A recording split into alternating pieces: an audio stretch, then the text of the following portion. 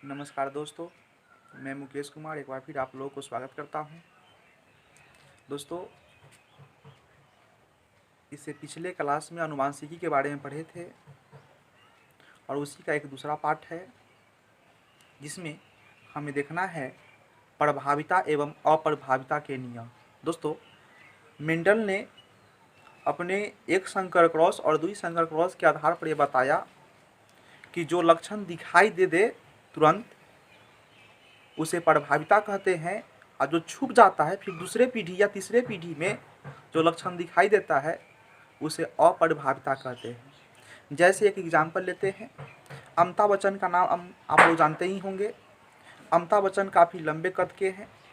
उनकी पत्नी जया बच्चन जो एक बौने कद के हैं और उनका 2 संतान होता है, एक पुत्री और एक पुत्र, अभिषेक बच्चन, जो दोनों के दोनों लंबा है।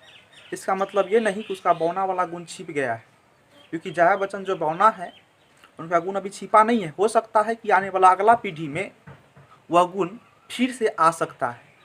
तो जो अभी दिखाई दिया है कि दोनों संतति लंबा हुआ, यह जो है लंबा प्रभाविता मतलब लंबे गुण को प्रभावित कर दिया है और बौना गुण अप्रभावित हो गया।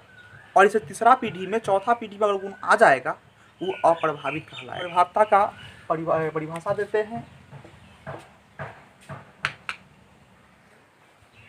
दोस्तों, प्रभाविता का नियम मैंने बोर्ड पर लिखा हूँ, जिसमें एक परिभाषा दिया गया है कि जब एक जोड़ा विषम गुण वाले, मतलब विषम गुण कहने का मतलब कि स्त्री पुरुष हो या 2 अलग अलग जीव हो, जीवों को जब संकरण कराया जाता है तो प्रथम पीढ़ी में प्रभावी गुण होते हैं तथा अप्रभावी गुण छिप जाते हैं, जो दूसरे एवं तीसरे पीढ़ी में दिखाई पड़ता है, जिसे प्रभाविता का नियम कहते हैं।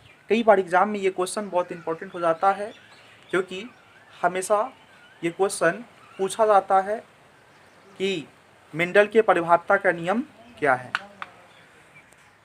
दोस्तों, सहलगनता हमको पढ़ना है और उसकी परिभाषा लिखा गया है कि जब एक ही गुण सूत्र पर स्थित जीनों में एक ही साथ वंशानुगत होने की प्रवृत्ति पाई जाती है, जिसे सहलगनता कहते हैं।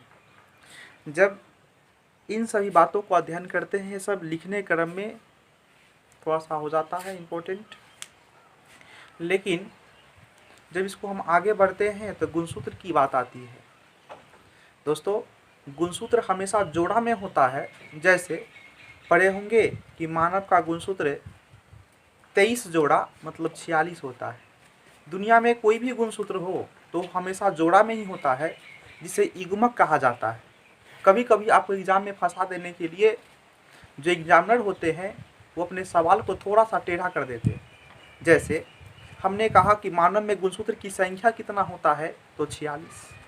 अगर ये भी पूछते हम कि मानव में गुणसूत्रों का युग्मक कितना होता है, तो युग्मक का मतलब जोड़ा हो गया। और दोस्तों, युग्मक का मतलब जोड़ा, 23 जोड़ा बराबर 46 हो जाता है, 46-20। तो कुछ गुणसूत्र के बारे में हम लिखते हैं बोर्ड पर और देखें कि इसमें कितना गुणसूत्र पाया जाता है। दोस्तों, मच्छर में गुणसूत्र की बात आती है कि मच्छर में गुणसूत्र की संख्या, ये सब लिखा गया है, वह सब संख्या है।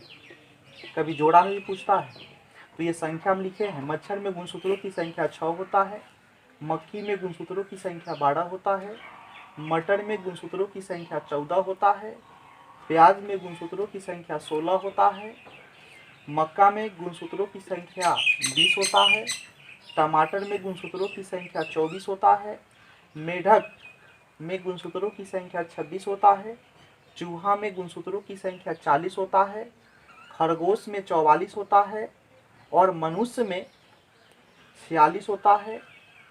आलू, चिंपैंजी और तंबाकू, ये तीनों में गुणसूत्रों की संख्या 48 होता है। घोड़ा में गुणसूत्रों की संख्या 64 होता है और कुत्ता में 78 है और कबूतर में 80। तो कम से कम इतना डाटा को याद रखेंगे, जिससे ऑब्जेक्टिव एग्जाम में हमेशा ये क्वेश्चन पूछते रहता है कि गुणसूत्रों की संख्या कितना होता है। धन्यवाद, फिर हम अगले वीडियो में मिलेंगे।